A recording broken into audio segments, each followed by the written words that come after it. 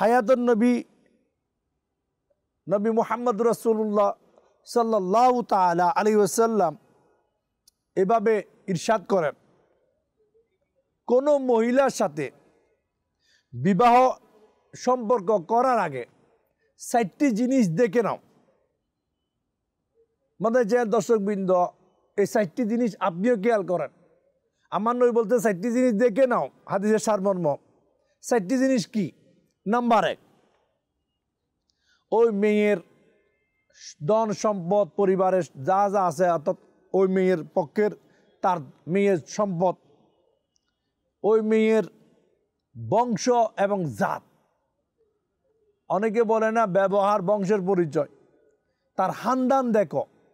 Number 3, মেয়ের আকৃতি দেখতে সুন্দর আছে কিনা, অর্থাৎ দেখতে মায়া লাগে কিনা, এই ধরনের ধন বংশ দেখতে সুন্দর।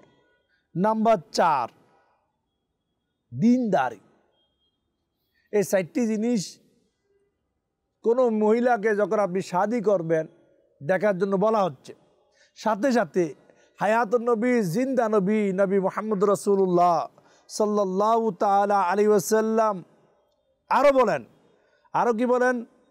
ফাসফর বিযাতিদ দ্বীন, অর্থাৎ তোমরা দিনদার মহিলার খুঁজার চেষ্টা করো, অর্থাৎ দিনদারকে বেশি গুরুত্ব দাও।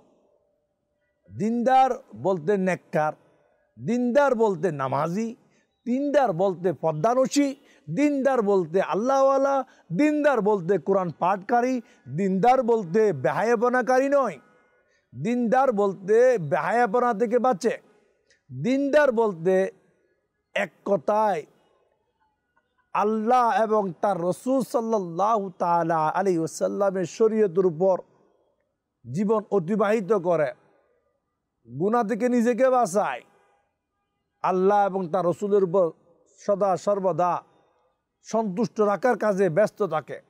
এই ধরনের মেয়েকে বিবাহ করা, দিনদার মেয়েকে গুরুত্ব দেওয়ার ক্ষেত্রে বলা হচ্ছে।